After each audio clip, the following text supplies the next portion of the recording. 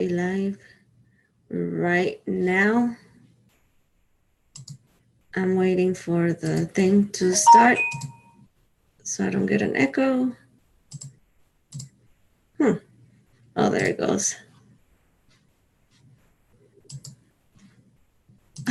Hold on, you guys. Give me 1 second. Okay.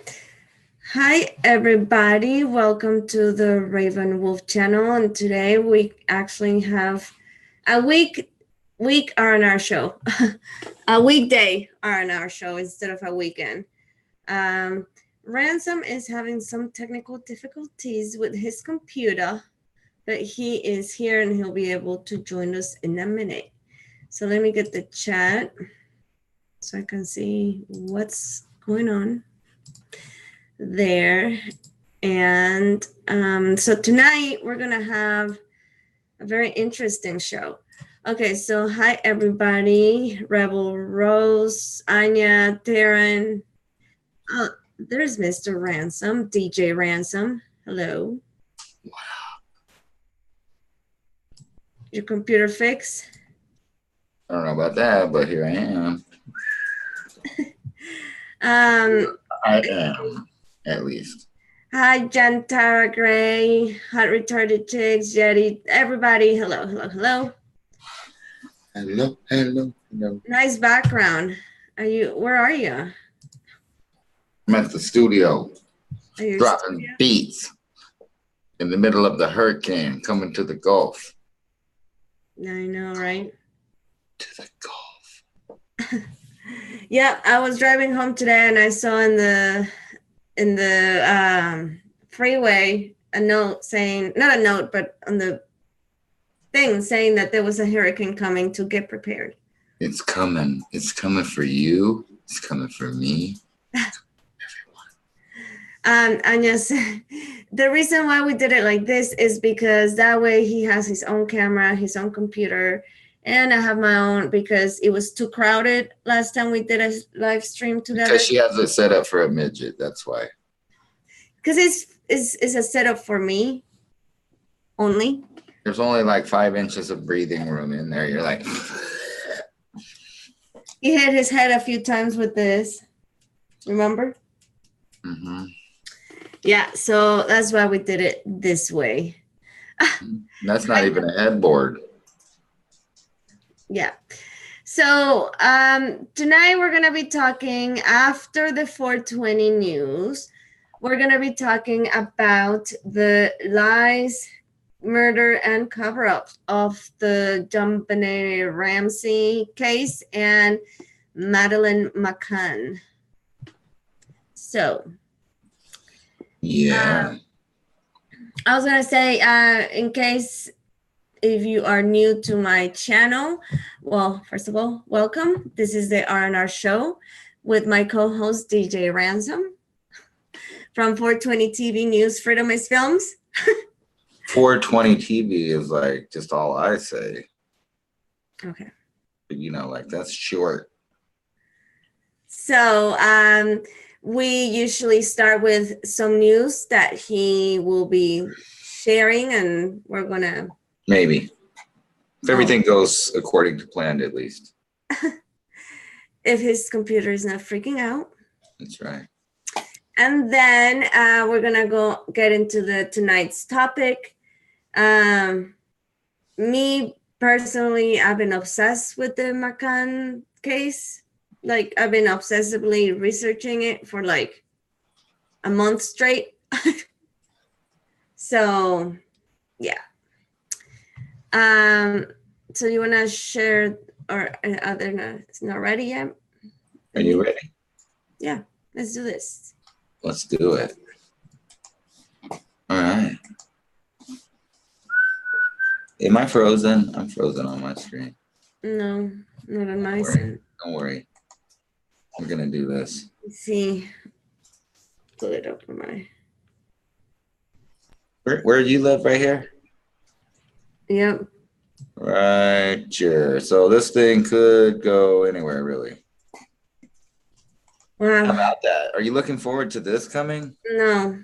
A lot of people are caught up in, I'm not going to worry about it until it has a name, or I'm not going to worry about it until it has a Cat 1 or Cat 2. The big concern is we can have impacts regardless of what it is called. And the big deal is be prepared for changing weather conditions. You know today what happened this morning here in New Orleans. Meteorologist Paul Goodlow reporting from New Orleans. And again, please worry about your life. An emergency is coming. Please buy some AA batteries. Just kidding. So what do you guys think about that? Do some of you guys live in the path of this thing? Because it could go anywhere. It could get strong. It could turn into a Katrina. Nobody really knows. Even the weather people say they're only about 40% accurate sometimes. It's 11:11, by the way. Hey, look at this. CBS is, they're disappointed about their Love Island ratings right here. And the only reason I bring this up is because they're putting everything and anything they can on here to actually talk about the Epstein Island that Bill Clinton and others went to. But instead, they're trying to make it seem like Trump and Epstein are buddies, when in fact it was Bill Clinton and several other prominent people that are tied up with Epstein and his whole human trafficking, young girls, pedophilia, all of that stuff. A bunch of elite people. But they want you to, look at this other stuff. Look at these people. They're going to ban time here. They don't care if you believe in time. They're going to get rid of time. There's no time here. You know what? I only have one problem with this Norwegian island where the sun shines 24 hours a day, banning the time. And that's, how are you going to have 420? I mean, how are you going to have 420 if there's no time? There's no time. How's there ever going to be 419? You got a minute. Maybe it's going to be 420 all day. Oh, all day. Well, it is sun and shiny all day. Let's watch their promo video. Mute it. Mute it. That's if we load. Look, it doesn't matter where we go. My computer struggles. At my house, at Joe's house. Here it is. Look at this. This is beautiful paradise. And they want to ban time here, so you don't know what's going on. You'll just spend your days in paradise like the Lotus Den. Just kidding. Let's move on to something else. Hey, look, gorillas are party animals like me and you. They like to make friends just like humans. Party animals. That's right. I'm going to have to reload this because that video has absolutely nothing to do with this article. What you looking at, Anna? Are you looking at the chat? Yes. Is that what's on the floor? Yes. How retarded says, love you, Anna. And then he says, love you too, Ransom. Awesome. But we're not the only ones that are party animals. Look at these guys. Was that just picking and eating its booger? I think it was. Oh, man. Young gorillas party like there's no other party. And we like to eat boogers around here. The juicier, the better. Right now, I'm working on one I pulled out last night. It's a big hawker. Look at it. Oh, God, it's so meaty. Yeah, me too, Dad. Oh, my God. Anyway, if you guys are reading that, it's talking about how a gorilla show us that there's an evolutionary link in how apes make friends. And we fall into that category. So scientists discovered gorillas have complex social groups resembling old friendships in humans. It even suggests that the way humans form relationships much more deeply ingrained in our evolution than previously understood. That's right. We're all apes. Yep.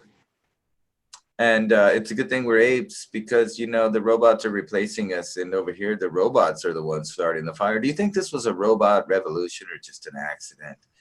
But it cost them $137 million mistake done by a robot.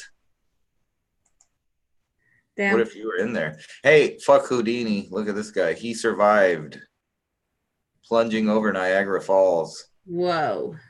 But, he wasn't in a barrel tied up or nothing. So I guess he still doesn't have Houdini topped. You imagine this? That's crazy. What a dumbass to fall in the water in the first place. A man who was swept over the largest waterfall at Niagara Falls on Tuesday morning miraculously survived the plunge, police said. And if the police said it, that means it happened. Right? Damn. Hey, you guys ever hear those rumors about alligators up north, like in Chicago and New York and all these places? No. Maybe true, man. No, I never heard that. Look at this. Officials confirm alligator living in Humboldt Park Lagoon. Where is that at? In Chicago. Chicago officials confirmed the alligator is living in the Humboldt Park Lagoon after several people reporting seeing the animal there. And there it is right there. Look. So how he got there? I don't know, but how is he surviving the cold weather and getting that big is the bigger question. True that. Like Lake Placid, they're going to keep feeding it till it's a giant alligator and it comes out and starts eating people. Damn. They're trying to capture it, though. They don't want to let it see what happens. Maybe it'll turn into a cold water alligator. Wait, that just remind me of, didn't Disneyland or Disney World, I don't know, had some attack of their, or was the Garden Ridge? Oh, it could have. Maybe Orlando, Florida. I mean, there are gators down there. I don't know if that's Disneyland's fault or not. I forgot who, one of those big theme parks like that, an alligator attacked. I think that was on the Peter Pan ride, and it bit off that guy that has the hook, and it got his clock too. So like every time the alligator's around, there's a ticking noise, like tick tock, tick tock. You've seen Peter Pan? Oh my God, yes. Come on now. But that's not what I was talking about. Hey, but check this out. Did you know that you can talk to yourself like a crazy person and in the second person and help yourself get out of problems or obstacles you can overcome if you just tell yourself in a second person that you can do it. Look, you can do it. Scientists find urging yourself on in the second person is the key to success, man. Athletes who urge using second person are more likely to triumph. That's right. If you tell yourself you can do it, you can manifest it and do it, according to scientists. Look, what do you think about this, Anna? Bishop will take to the skies to what? That's right. The bishop will take to the skies to exercise entire Colombian city. The army has provided a helicopter for sprinkling of holy water on the area beset by violent crime. You know what they need to do is take that fucking helicopter to the Vatican and sprinkle it all over the pedophile, right? Maybe they'll burn. I don't know. I just thought this was crazy that, you know, not only are people talking about being possessed, which I think is very possible, but that they go to these group of pedophile organizations and things for help. Do you think one group of demons is going to help you with another group of demons? I don't think so. That's just my opinion. Hey, check this guy. He's the first guy to die. Look, the earthquake killed one person. First possible death from the last week. Of course, the shaking was felt over a wide area, not only in Southern California, but also in Nevada and in Pahrump, Nevada. Authorities say a 56-year-old man may have died as a result of the quakes. This is in a rural area more than 100 miles away from the epicenter of the quakes near Ridgecrest, California. Sheriff's deputies in Nye County, Nevada, found the man's body pinned under a Jeep. His tools were nearby. Authorities believe the man was working on the car when it fell off its jacks on top of him. They think it happened during the magnitude 6.4 quake that hit on July 4th. The man, whose name has not been released, was last seen at a gas station on July 3rd. I think Rex may have talked to that guy. No, I'm just kidding. I don't know. Check this out. What if you were flying? This is why I don't like to fly.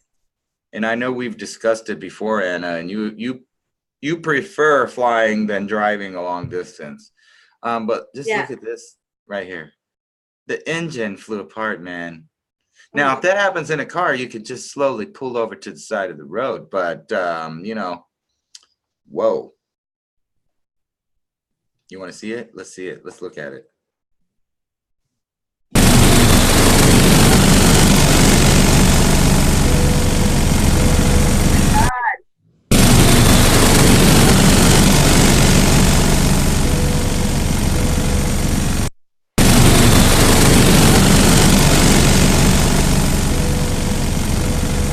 Whoa. I can't What stop. happened? The engine fell apart. Well, I mean, yeah, but then what happened? Well, then a lot of people are going to sue because they probably were scared out of their fucking minds. Here, I can't. There we go. Escape. We'll escape out of it. But anyway, look. Let's see what Yeah, happens. I'll freak out if I saw that too. Hell yeah, neither tell. Ooh. I bet these people are going to sue. We're declaring an emergency. We will need crews at the rollout. A pilot could be heard telling air traffic controllers live. Oh. After we heard a boom, we just saw the smoke come up in the cabin. That's when we really started freaking out, man. It started slowing down a little bit, and it was getting hot. The aircraft cut off passengers. They thought they were about to die, I bet. Whoa. Look, I was about to be the first person to jump off.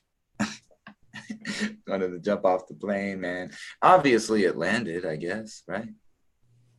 Before landing, look, emergency landing. Well, at least it landed. Yeah, but look at that shit. Maybe they should worry about fixing their motors so people can, get places safely instead of worrying about what this chick's wearing and kicking her off the plane. Like the reasons they kick people off the plane nowadays. Give me a break. They talk loudly. They ask for a drink too loud. They didn't wear the outfit you liked. I mean, that's wrong. But she says it's because she's an African American. That's why they kicked her off the plane. Because I really don't see nothing wrong with her outfit, do you? No. Anna? No, I don't see anything wrong with it. This is the front. This is the side. Yeah, but I had a similar situation in my flight from Mexico to here. Yeah?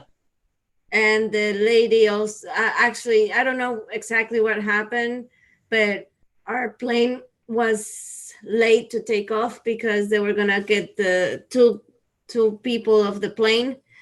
And then when they end up not kicking them out, but at the luggage, where you pick up your luggage, I heard her and other people talk, and she was saying that the air flight attendants, she had a thing against, she was racist, pretty much. That's why she pinpointed her out. Oh, well, you never know. I'd have no idea. But, it's better to drive than you can do what you want to do. And the motor won't fall apart on you. But that's okay because, if you die in a car accident or whatever, or an airplane accident, they'll just bring your brains back to life. What could go wrong, right? What could go wrong? Wow. Yeah. Look, scientists are giving dead brains new life. In experiments on pig organs, scientists at Yale made a discovery that could someday challenge our understanding of what it means to die. In other words, they're working on a zombie. Dude, look it up. It's in the New York Times. And what could go wrong with this? 200,000 people on Facebook say they're going to storm Area 51 in September. I might actually go to this event. I mean, I'm not going to storm Area 51, but I'll film you guys getting shot to death by the military. I mean, I'm not doing it, but, I got a really good, I'll just be like this. Look, I'll just use this camera right here.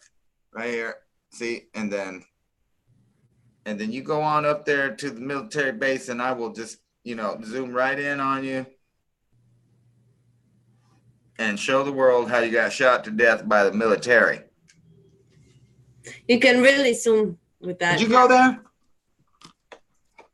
Me neither, man. That is cuckoo shit. I'd go there to watch, though. Maybe we could see a UFO before you get far away. From far away. Yeah, right. Anyway, let me stop share this, and you can move on to your segment of the broadcast.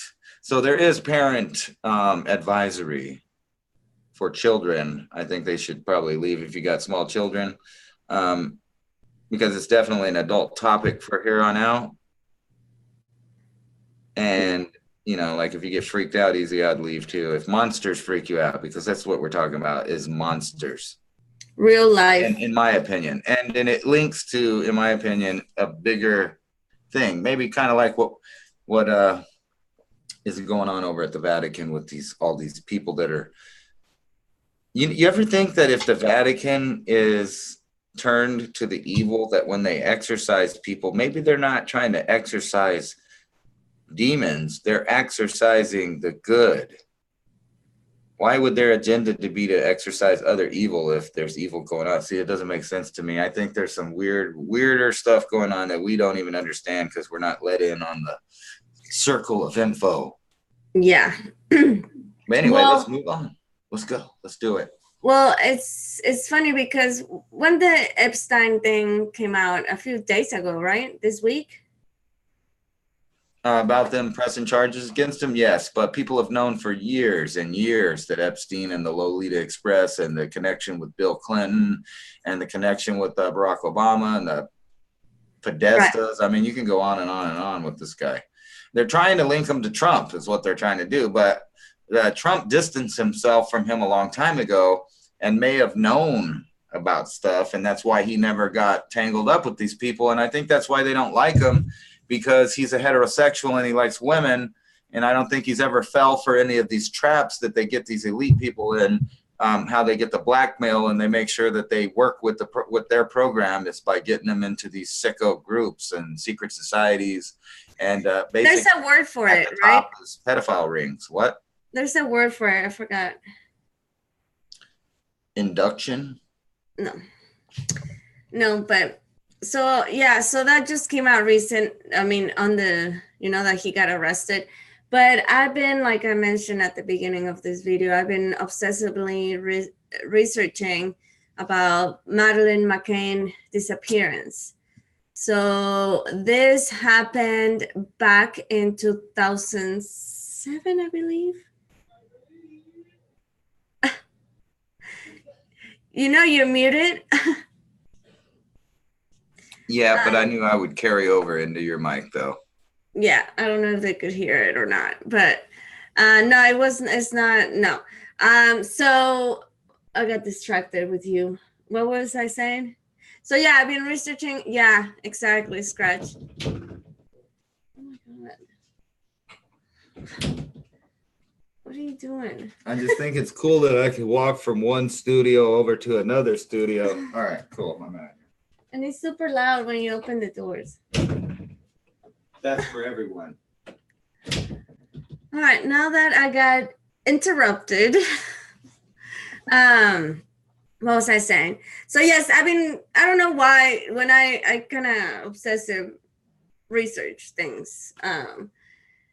And I did not heard about the McCann disappearance until the whole Pizzagate started coming out. Because like I said, this happened back in 2007, but I didn't really remember hearing about it or even paying attention back then. Also, Side to Side also came to my awareness, the JonBenet Ramsey's murder case. And I didn't know anything about it either, about JonBenet. I mean, I heard about that she was a how do you call it? One of those pageant girls. Yes, beauty pageant, a child beauty queen, beauty pageant. I knew about that and that she died, but I didn't, like I said, I didn't know any of the details or anything. So I didn't know any of the case information. You know what? Now, researching both of them, I know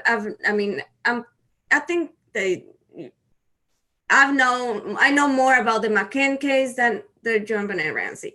But when I find out about the JonBenet, I could see similarities and things that, are very similar to the McCann case. Absolutely. So what about you? Do you heard about the Madeleine McCann disappearance? I remember watching it on TV and making up my opinion, even based on the mainstream media stuff that I saw a long time ago when it happened. I remember. So you heard it like back in the day. They're dirty birdies. And the more you dig into it, the more it becomes apparent that it's even darker than you think it is. And then on top of it, the fact that they're still walking around and doing stuff. And see, that's one thing that is similar to the both families. Yeah, scot-free. So, did you heard about the connection with the whole Pizzagate broke out with the Podesta brothers and the McCann connection? McCann? Yes, but we can get into that when we start going over the evidence, and it won't take but you looking at the evidence to, you know, come to the same question in your mind, whether or not it's, you know, right or not. You'll still have to have that question float in your mind. Is it or isn't it? It sure does, you know, Yeah. point in that direction, in my opinion. So I want to, for those of you, in case if you don't know or if you haven't heard about the Madeleine McCann case, should I screen share or just read it at the Either one. Wikipedia? Anyways, Madeleine Beth McCann was born on May 12, 2003. She disappeared on the evening of May 3rd, 2007 from her bed in a holiday apartment in Praia de Luz resort in the Algarve region of Portugal, sparking one newspapers called the most heavily reported missing case in modern history. Her whereabouts remain unknown. Madeleine was holidaying with her parents, Kate and Jerry McCann, her 2-year-old twin siblings, and a group of family friends and their children. She and the twins were asleep in the ground floor apartment while the parents dined with friends in restaurants 180 feet away or 55 meters away. The parents checked on their children throughout the evenings until Madeleine's mother discovered she was missing. Over the following weeks, particularly after misinterpreting the British DNA analysis, and we're going to talk about that, the Portuguese police came to believe that Madeleine had died in an accident in the apartment and her parents had covered it up. The McCanns were given arguido, which is suspect status, in September 2007, which was lifted when Portugal attorneys general achieved the case in July 2008 because of lack of evidence. And I don't know how that lack of evidence, because what I'm going to be presenting you guys will be tons of evidence, right? Yes. So the parents continued the investigation using private detectives until Scotland Yard opened its own inquiry, Operation Grange, in 2011. The senior investigator officer announced that he was treating the disappearance as a criminal act by a stranger, most likely a planned abduction or burglary, or how do you say it? Burglary gone wrong. Burglary gone wrong. Anyways, so where do I go from now? Wherever you want Did you show them a picture of Madeleine? Do I? Yeah, I did. Okay. But we can show a better one. I mean, there's a bunch of them. Yeah. Hi, Jen Fisher. That is. I do want to mention a couple things. Madeleine's parents, Jerry and Gary, is it Jerry or Gary? Jerry? Is it a J? It's a G. It's Gary. Gary and Kate were both doctors. They traveled with a group of 7 people and their kids, and they were doctors. They actually couldn't conceive naturally, so they had how do you call it? In vitro fertilization. Yes. So they had Madeleine and then the twins. Now there had been some suspicious, yeah. You can see the eye thing, yeah. And I don't know about you guys, but I never liked that picture. No. Anyway. There's that they're saying that that's how she looks now. No, because they That believe she could look that way, but she'd be even older than that now.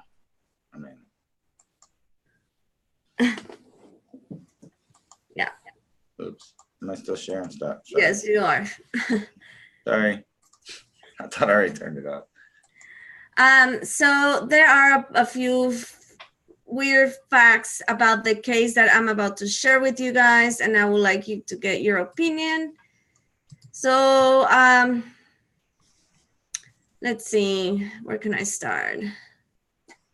So first of all, do you believe she was kidnapped?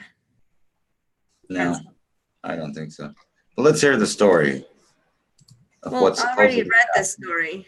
But anyways, supposedly happened. Huh?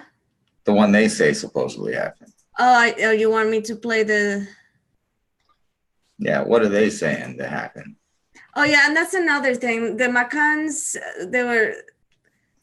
well, is one of the most covered case of child missing, and they did a lot of interviews. I've been watching, and his name is Peter Hyatt. He's a statement analysis specialist, and he talks a lot about their behavior, how you talk, how they say things. And anyways, I'm gonna play a clip of, hold on, of what they say, the parents say of Madeleine. Oh, I think I closed it. Damn it. Oh. Hold on. Oh, I don't have it. Do you have it? No. But I know what they're saying. They're saying they went to dinner. They just left her alone for a little while. Man, I'm gonna have to find it. Hold on, because I'm gonna obsess about it. But anyways, they pretty much every night, I think this was the fourth night or that they've been doing this, they will, put their kids to bed and go have dinner to a restaurant, a nearby restaurant. And the parents, first they said that they were checking on the kids every 15 minutes and it was every 30 minutes. So the statements constantly changed, but supposedly they used to check them every 30 minutes, go see if they were crying or not. Now the resort where they were staying in Praia de Luz, Portugal, they offer nanny services or daycare services where they can watch your kid while you go out and have dinner and whatever. And they declined those services because they thought it will be safer to leave your 2-year-old twin kids. Oh yeah, it's always safer to do that. And your 3-year-old daughter alone in a apartment, in a first floor apartment with the door unlocked. Because that was, and by the way, that their apartment where they were staying, it's facing the window where they claim allegedly Madeleine, the adopter broke in to get her, is a street view. It's a street, yeah, the street view. No, that's the evidence. Yeah, this is the street view though. Yeah, and they left the patio door unlocked. So, they thought, oh, why not? We'll just check them. And then what happened that night of when they said she disappeared, the mom actually first, and this is another weird thing, the group of friends that they went with, can you stop screen share? Whoa, what's in that reflection right there?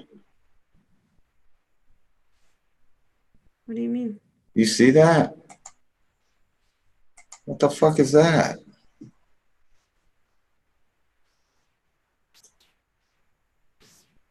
Is that a mask? I don't know. You don't see the nose right there and the eyes? Maybe it is. It's in the window. What the fuck? That's weird. Anyways, what was I saying? That was creepy right there. What the fuck is that? I didn't notice that. What else? Okay, so yeah, that night that she disappeared, they will check on each other's kids. Also, they will bathe each other's kids, which I thought, like, the people that went with, Yeah, they that's bizarre. That's odd. Personally, I wouldn't let nobody bathe my child except me. Like, no. So one of their friends was gonna go check on their kids. So they said, you know what, I'll go check on yours, Kate and Gary. So he came back. He said that he didn't hear anything. Everything was fine. Then it was Gary's turn to go check, and he said that he opened the door and he saw Madeleine and she was so beautiful. Blah blah blah. Then the time for Kate to go check on her. That's when she said she got to the apartment. She opened the door, and anyways, I wish I can find the. Here, why you don't talk while I try to find that? Why don't? Well, I got a list of reasons. No, I'm just joking. Yeah, no, this thing is pretty creepy, the whole deal. Because I looked over it. Basically, their whole thing's full of shit. Their story from the beginning to the end doesn't make sense. You wouldn't let other adults bathe your children, for one. I mean, unless you're weird or stupid. You wouldn't have other people check on your little girl like other men. I mean, that just doesn't make sense to me either. Even if, there's nothing weird going on, it's inappropriate. So the whole way that they acted is kind of nutty. I mean, and then leaving your kid that's a toddler with other toddlers there, unsupervised, alone, doesn't make sense at all. None of it. Yeah. And I mean, and then they said it was normal for leaving kids in a home or apartment while the parents go have dinner. Do you think that's normal? No, I don't think that's normal. I think that's child neglect. I'm almost there. I mean, just looking at their damn help me find her thing doesn't even watch. I'll play that for a second. I found this. I don't know if this is what I was going to show you, but I think this is it. Hold on.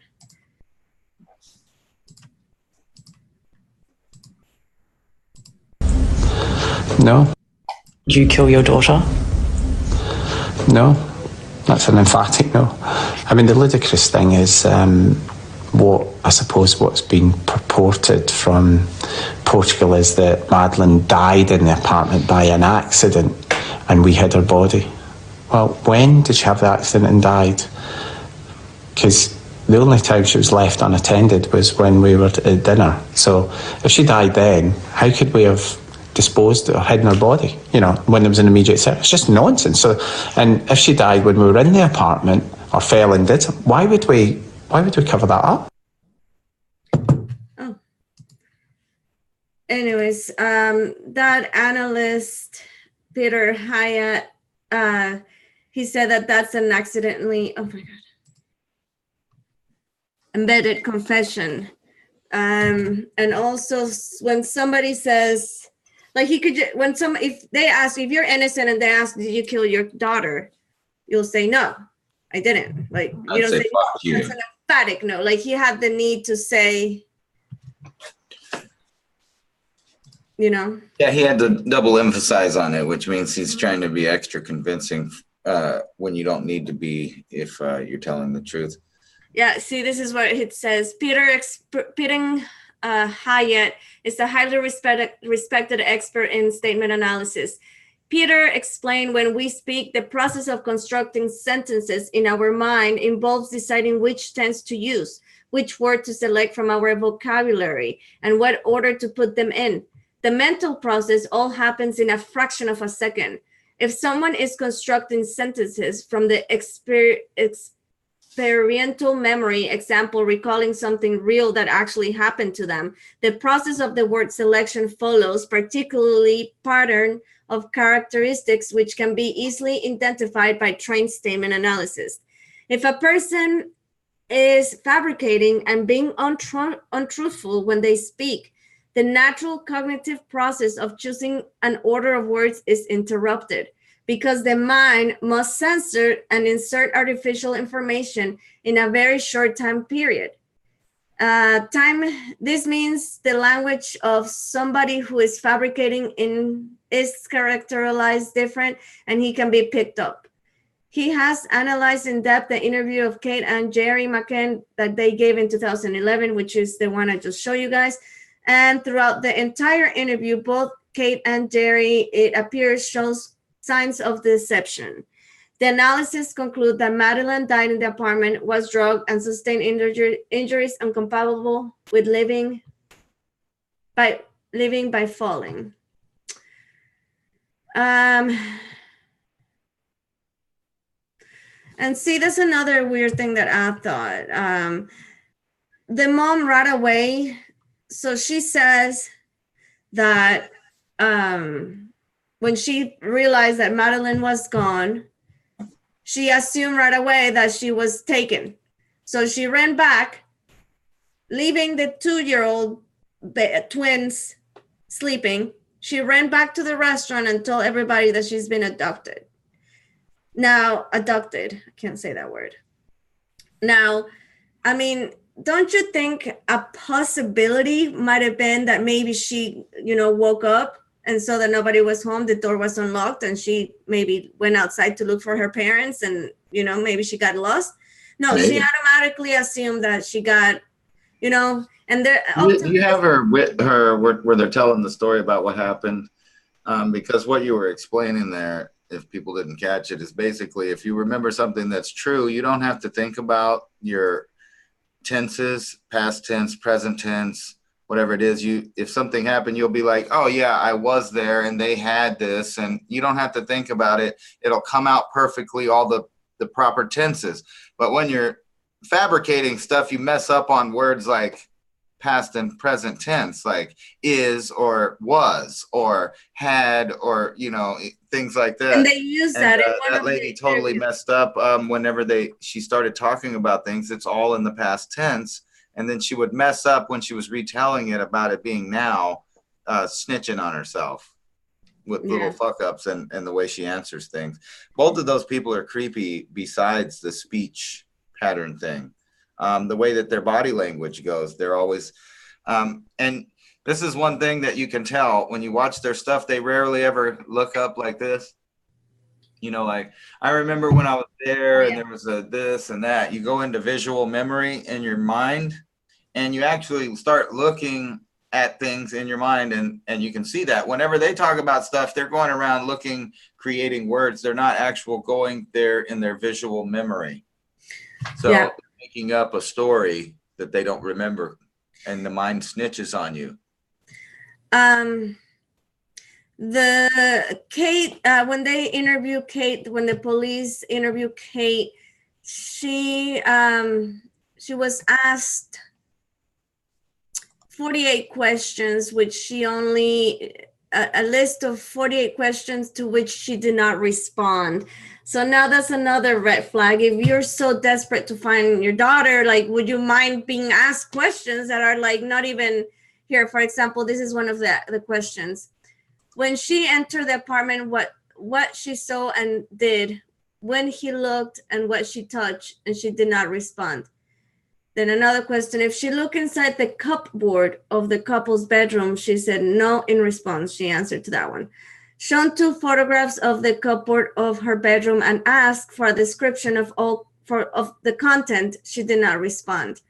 Asked for what reason the curtains behind the sofa in front of the side window, the photography of which was shown to her, is moved, she did not respond. She did not respond to the question if someone has passed behind or walked behind the sofa. Asked how much time it took for the search that she made in the apartment after the detention of the disappearance of her daughter, Madeleine. She did not respond. I mean, do you think these are questions that are like incriminating, or like, why would she not respond to stuff like this?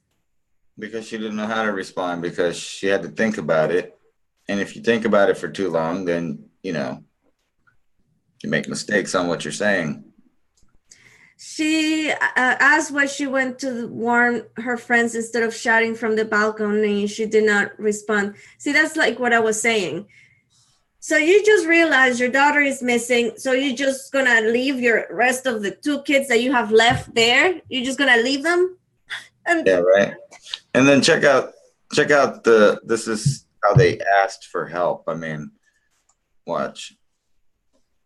And this right here tells me that it's so weirdly rehearsed and fakey. Anyway, here, check this out. So this is them when they're asking for help to get their little kid back. This special time of year is all about families coming together of love and peace.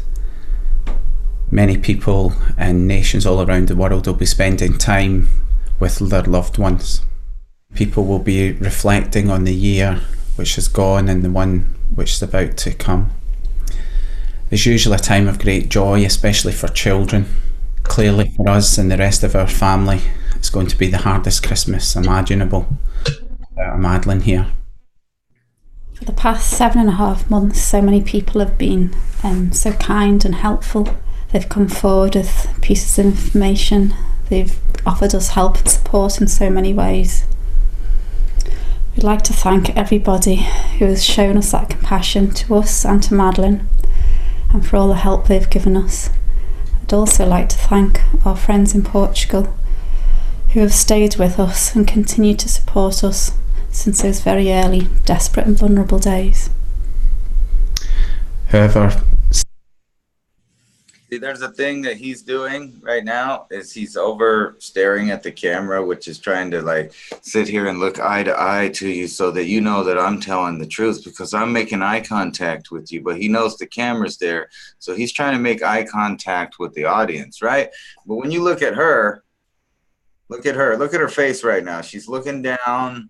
Her body language isn't that of somebody that's really sad, but it's more it looks guilty to me. I mean, like and then why don't you get into how bizarre these people describe their child instead of in a way like, I really miss the way she laughed, or she used to come and, lay against me, or, she used to play this game, or this was her favorite toy. Whenever her parents talk about her, it's in a weird robotic way that only mentions her appearances and features and none of her personality, right? Yes, that's another weird thing. They always, nothing about regarding her personality, or it was always about how beautiful she was, all about the physical stuff.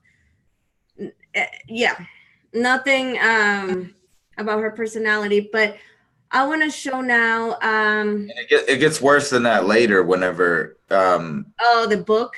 Well, she's trying to convince people that someone took her child, and the way that she describes it is also bizarrely not a way that you would think a parent would be thinking of their child. Right. Anyway, I'm gonna let you get to it. No, I was trying to find a video where they will be talking about Madeleine, but there's so many. Isn't that there one that where she's talking about the weird shape of her head and stuff like that? Yeah, she's just so perfect. Her head is just symmetrically round. It's that video. Bizarre. That video, it's on another, for sure I can get it. It's from another YouTube channel, but his name, actually, he's done awesome research if you guys are interested in this case. His name is Richard Hall, but he don't mind if you use his content. Like, he's mentioned that. If he doesn't mind, then you can play it. Just play it. If he's given permission out about reusing it, just play it. Let him go ahead and break the case down. I mean, then that'll be cool as hell. Let's watch it. Hold on. I have to get it here. That's where the embedded confessions. Hold on. Let me find the part, you guys. And this is the analyst that was talking about. Hold on, let me just find the right spot, you guys. Let me see. Okay, I think this is it. Let me screen share.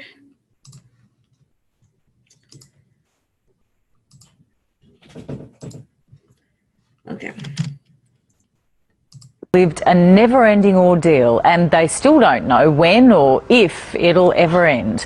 It began on a family holiday in Portugal when Madeleine, their 4-year-old daughter, simply vanished. She hasn't been seen since. Tonight, the mystery deepens. You're about to see home video never shown before and learn the vital clue Madeleine left behind. Here's Ronnie Sadler. Okay, spin around, darling. Right round. Oh, yes, I can see your wings. It's a big smile. Oh, yes. One more, big smile. That's pretty. She was an incredibly beautiful baby, actually. You sound like the most biased parents on the planet now, but she was just really compact and just a really kind of nice, round, perfect head, and you know, and then she opened her mouth and the whole world knew she was with us. This would not be considered a blatant. Well, you're muted. So I don't want to play the whole thing. Why not? I mean, it's long. So what? If it's fair use, it's fair use, man. Let me see. Let me move this thing. Let's hear it. Past tense use of the verb was. Here she says, she was incredibly beautiful baby, actually. One could argue that she, at age 3, she's no longer a baby, and that they are referring to a period of when she was born, and that would be an appropriate use of the past tense. So I don't assign to this a red flag because of the context. It does concern me at this point, it's just a little bit of alarm now, that in an interview of a missing child, they're talking about her in the past tense. I expect some form of follow-up that will be in the present tense. A single slip into past tense is an indicator of belief or knowledge that the child is deceased. And that's what's concerning about that. But there are also some other things that are there that aren't any major blaring red flags, but as they build point after point, they become concerning. One of the things is this: parents of missing children who show guilty knowledge of what happened to the child will often find a subtle way of insulting the child, insulting the victim, blaming the victim, disparaging the victim. When someone is missing, like or when a child is deceased, we call it the angelic view. The child is elevated beyond any normal child. Everything is wonderful. And we hear the subtle disparagement in guilty parents. Casey Anthony actually called her little daughter a name, a derogatory name. In shaken baby syndrome cases, the baby wouldn't stop crying as if it was the baby's fault. The baby wouldn't take her formula as if the baby was at fault. And what that is, in guilty statements, within human nature, there is some drive to justify what happened, to clear oneself. So I don't like several things about this. I don't like a past tense reference without following up present tense. It continued there, and we have a praising of the baby that I do like, and then when she opened her mouth, the whole world knew she was with us, is a subtle way of saying that she was really loud. I'm not sure that sounds like praise. I have 6 children. I have 2 grandchildren, and I listen to the words of parents regularly. And given the setting of an interview where the child is missing, it's not something I expected to hear. Mm-hmm. Now, it's not a point I'm going to hang my hat on, but I've been called to the attention now that maybe Madeleine was a little bit loud for them. It's a really strange place to be giving even a small complaint. Should McCann level volume, there's no doubt about that.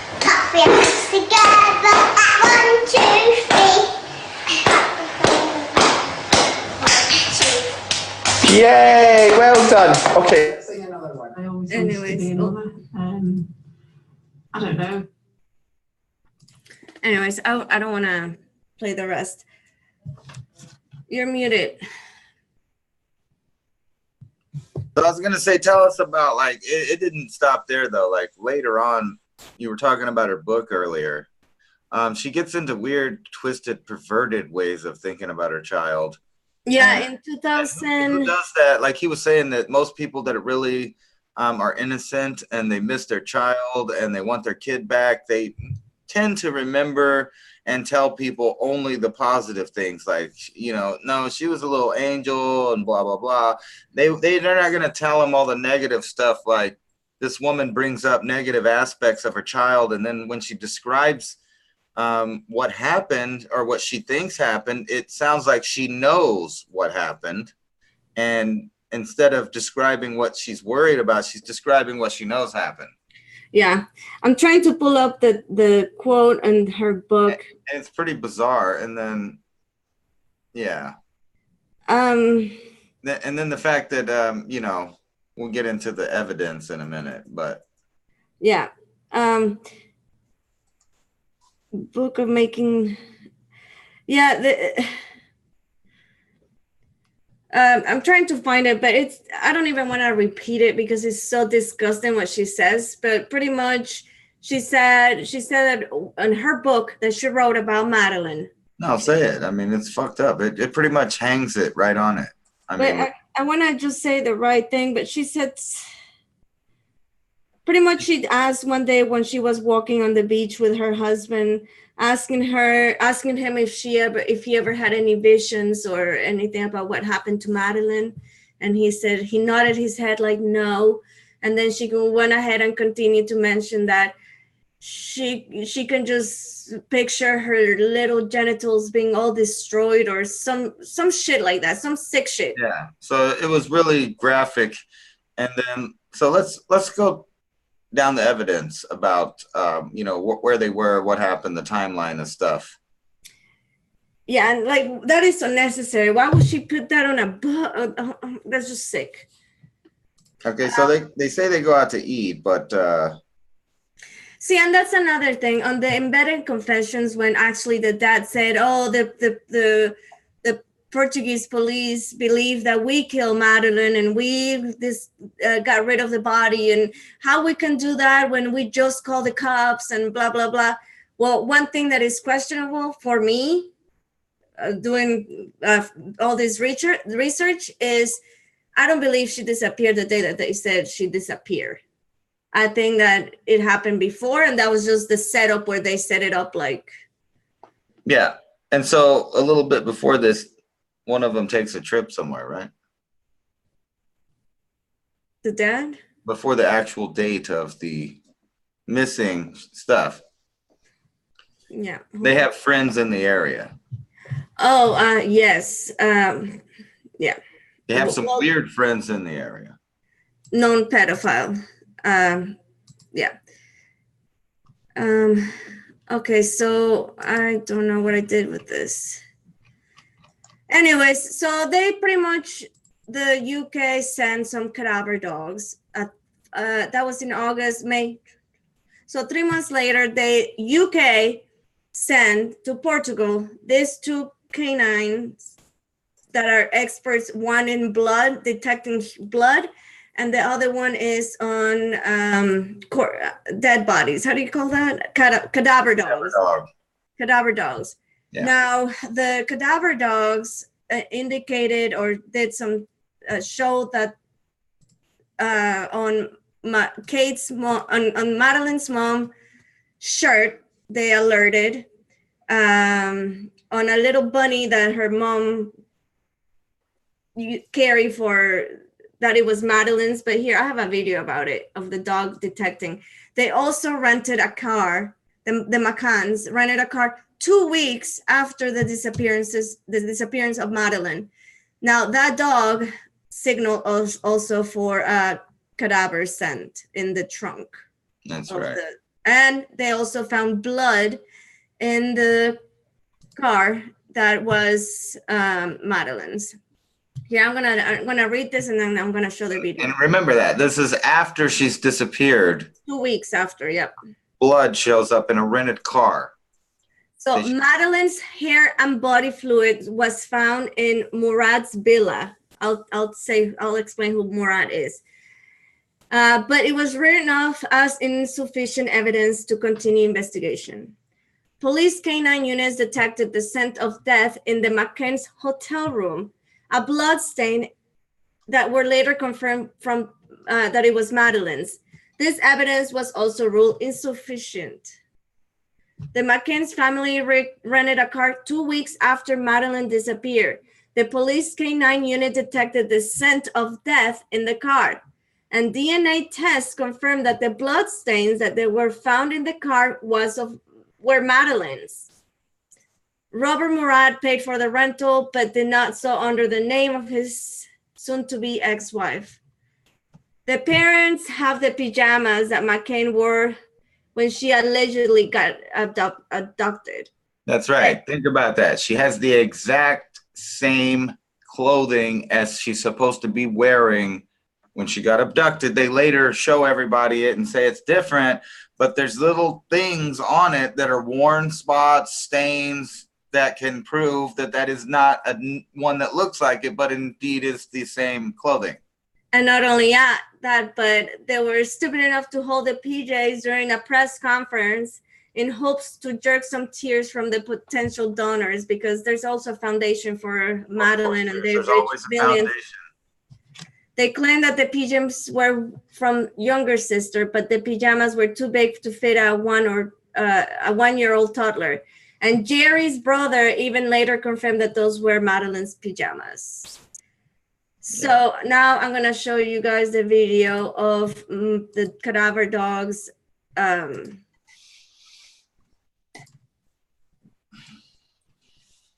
you, what do you see right now in the screen, Ransom? I see the middle of a cadaver dog video on the sun, I think. Okay.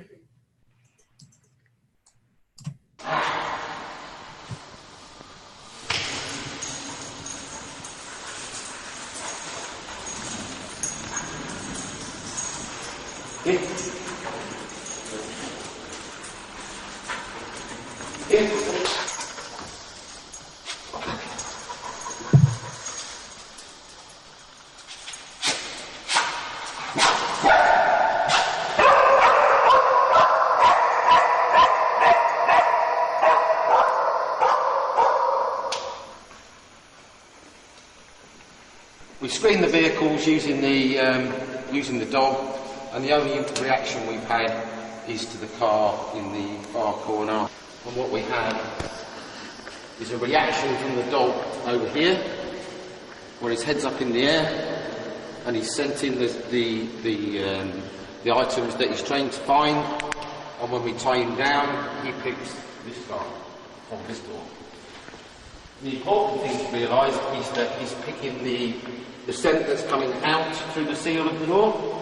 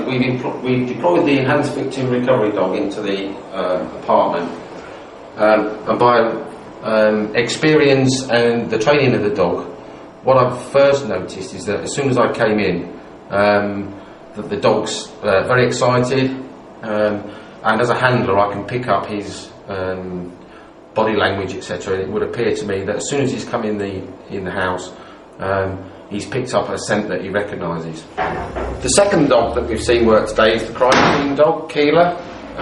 She will only indicate to me when she's found human blood.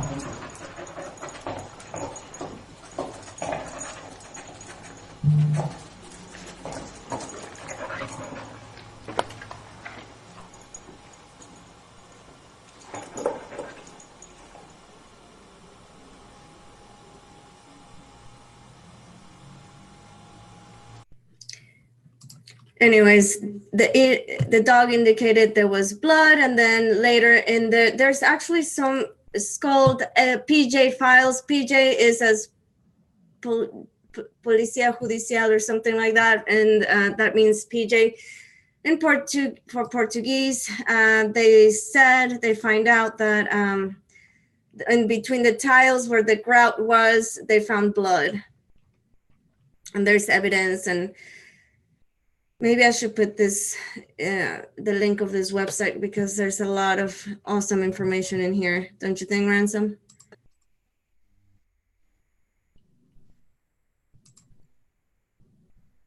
I can't hear you because you're muted. You're muted. Yep.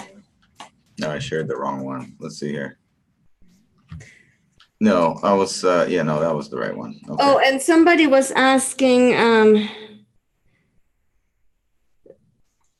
dog smell, wait, what was it? Yeah, this. Oh, okay, so Iowa says fingerprints and DNA are weak evidence. You can find DNA and prints all over the hotel. Yeah, we showed that a minute ago. Yeah, they're actually, she was saying, the mom was saying that the person that took Madeleine came through the window. There was no fingerprints other than Kate McCann's fingerprints on the window. Let's talk about this, because you know about this. Okay, so the McCanns got invited to, what's that guy's name? Freud? Yes. Freud. Clement Freud, which he's a known pedophile. Okay, he's a millionaire, known pedophile. The McCann's holiday apartment was right there, as you guys can see, and the Freud's holiday villa right there. He actually invited the McCanns after the disappearance of Madeleine. He invited the mom and dad over to their house a few times for dinner. Now, in one of the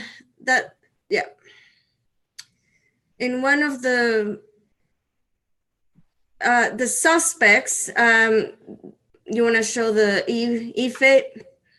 Yeah, so it revealed that these guys were there. Yes, the Clement Freud was not in town that weekend when Madeleine disappeared, but allegedly, the Podesta brothers were staying at their villa because they were his friends, and you know. Yeah, and then look, so they don't even hide that fact, but according to Scotland Yard, they stopped allowing people to use that photo. However, here in Wikipedia, you can see that it's still there, like right there. Now, they don't link Podestas, but you can clearly see that that looks a lot like Podesta, right? Both of them. And actually, the only thing that's different about this guy is he has a mole on the opposite side of the real dude. This guy Tony this thing has a mole, but they're on opposite sides. But it looks like someone just straight out sent pictures. What's the odds on two people looking just like these two guys, brothers? Podesta brothers, which they're also known. That went to a place where the family also went to, right? And is friends with people that are pedophiles, right? And then, you know, the Podestas and the Clintons and the Epsteins and all of these people are like all over the place. I mean, so just to close on this Madeleine McCann case. Oh, also one more thing I want to share. The Goncalo Amaro was in charge of the investigation of the disappearance of Madeleine McCann in Portugal in 2007. He actually has accused and take to trial, not to trial, but how do you call it? Investigation. Yes, the McCanns, because he believed, since again he was in charge of the investigation, he believed that the McCanns had an involvement, that Madeleine died and that the parents were covering up and had involvement on the cover up. Yeah, and then so we were kind of talking about, we don't need to get too much into it, but the similarities between this case and the JonBenet Ramsey case from Colorado a long time ago, about like they call people over, they have friends involved, the stories don't add up, there's people in weird situations, the bodies are always the people like do dumb stuff, like in the JonBenet Ramsey, supposedly the ransom notes written with their own paper, with their own pen. They call and there was kidnapping the bodies in the fucking basement as they talk, and somebody strangled it. They don't know who's been in their house. And the whole weird thing. 911 phone call. Yeah. And yeah, there's, to me, the similarities that I see between these two cases is they had conflicting or constantly changing statements, the parents. Also high levels of government from the UK and in locally, I guess, in Colorado, there was some shenanigans going, like they were. Yeah, that's another similarity, is the extraordinary amount of media, political people and police and law enforcement involved in it, and still no outcome. And then the fact that these people are well-connected, elite people that also didn't do any jail time for any kind of wrongdoings, much less the murder or anything else.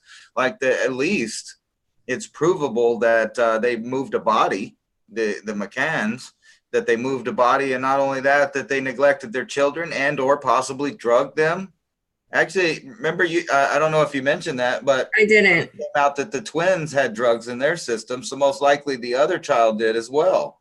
Yes. So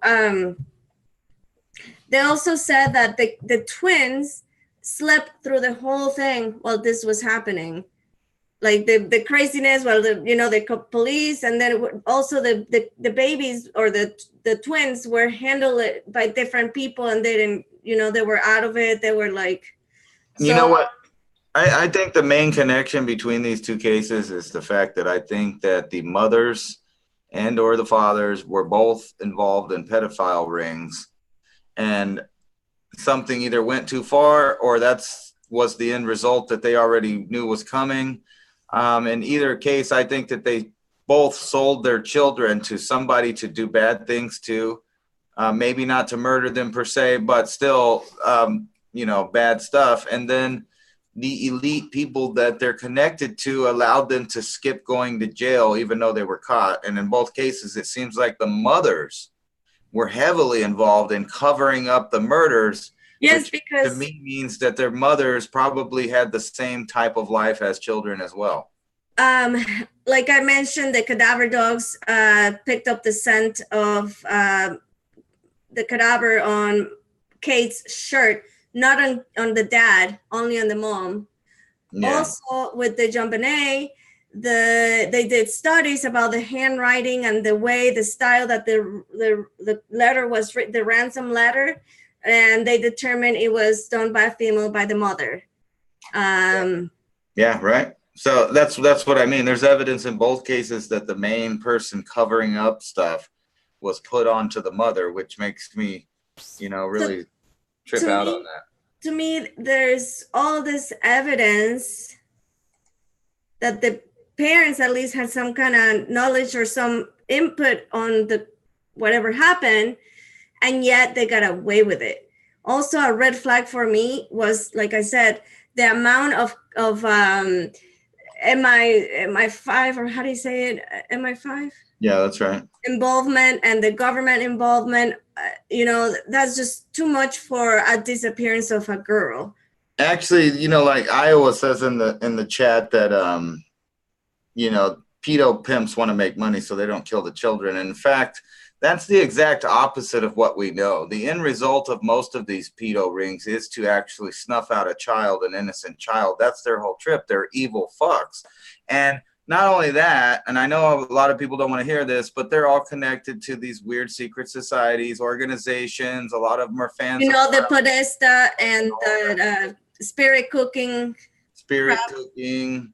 Actually, there's a conspiracy theory that I heard before that one of the reasons why the Clement Freud invited the McCanns, they said something, because this came out with the whole Pizzagate came out, and they said that he pretty much invited them dinner to have their daughter for food, like cannibals. Yeah.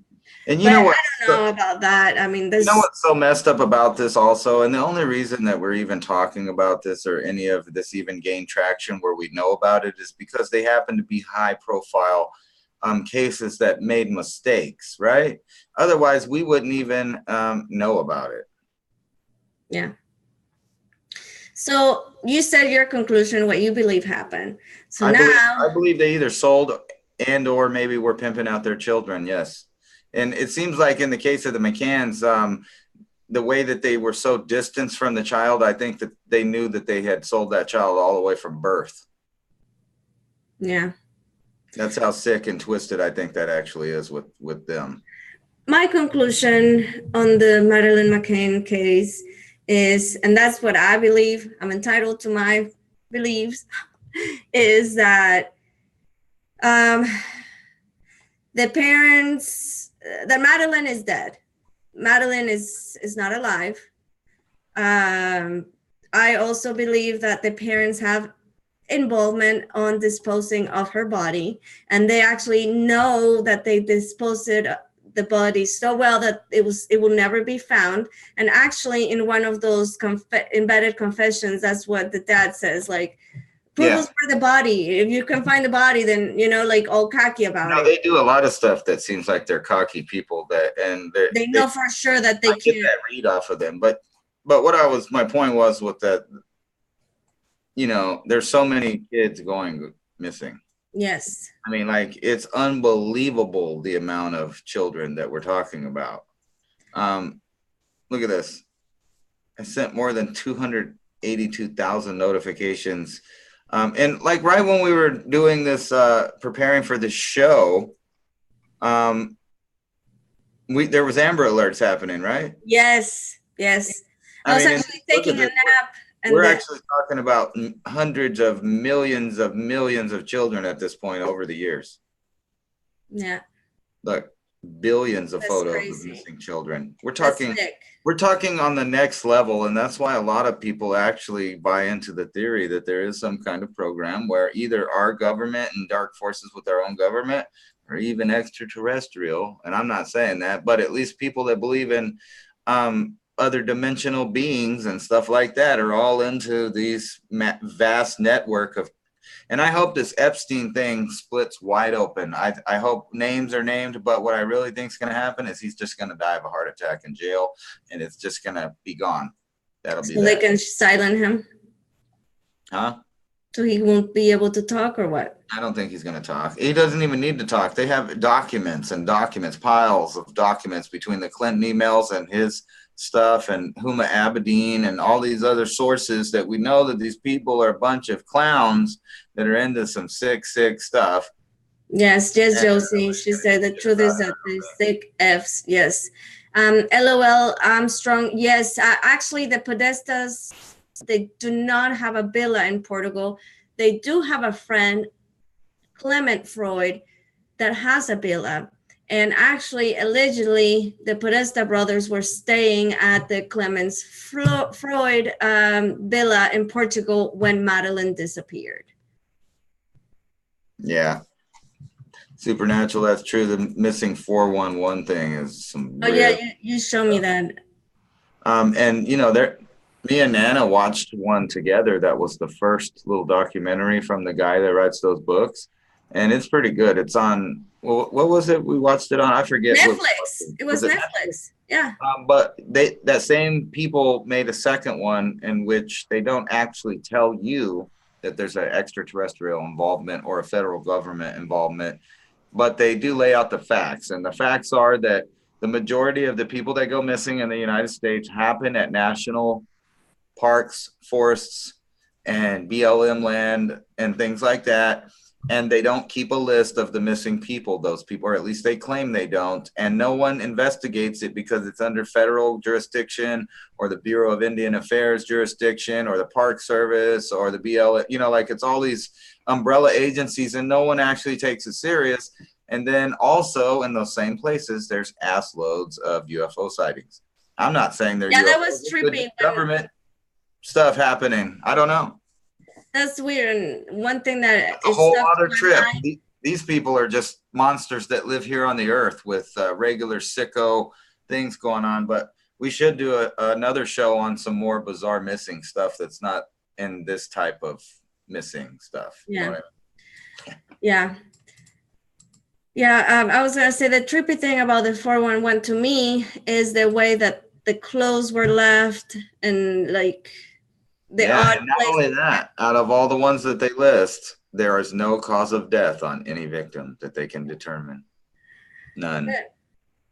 Anyways, you guys, I wanted to show, I don't know, I feel like it was perfect timing with the whole Epstein coming out. Yeah, that's weird. That's crazy. And then that was so weird that I was taking a nap before the show. And then I woke up and I thought that was my alarm going off. No, it was the Amber Alert. And actually, I'll show you here. Let me shut my camera and I'm going to go into Anna's office here and show you guys something. So what do you guys think about this craziness? Hello. Hi. No, check it out. Okay, so watch, check this. Just check this out. I don't know if you can see it. Yeah, there you go. So this is just in the last couple of weeks. This is like, so you can just see it's a big list. You probably can't read it or nothing. But so let me just read it off here. Like just in the past couple of days, Amber Alert, Dallas, check your local media. This one's here in Texas too. Magdalena Morales, 15 years old, 7-year-old girl in Carlsbad, near where I live. There's one in Albuquerque, 15-year-old. Here's one just the day before that in Texas. Another one in New Mexico, 1-year-old was snatched. Right here, another one, another Madeleine, by the way. Oh yeah, that was another thing, yeah. And then right here in Round Rock, Texas, Amber Alert, and they got the car and the little girl, 8-month-old child, 7-year-old girl, 9-year-old girl, 8-year-old female, 7-year-old female, 5-year-old female. And it just goes on and on and on. And this is just the last month or so. Yeah. Yeah, that is crazy. Here, you want to come sit in the corner of the... No. It's too little in here. But anyways, you guys, thank you guys for watching a week show, R&R, an R&R show. So thank you guys for watching. And we'll see you guys next time. I don't know when that will be, but we'll see you guys next time. Bye. Bye, Ransom. Bye.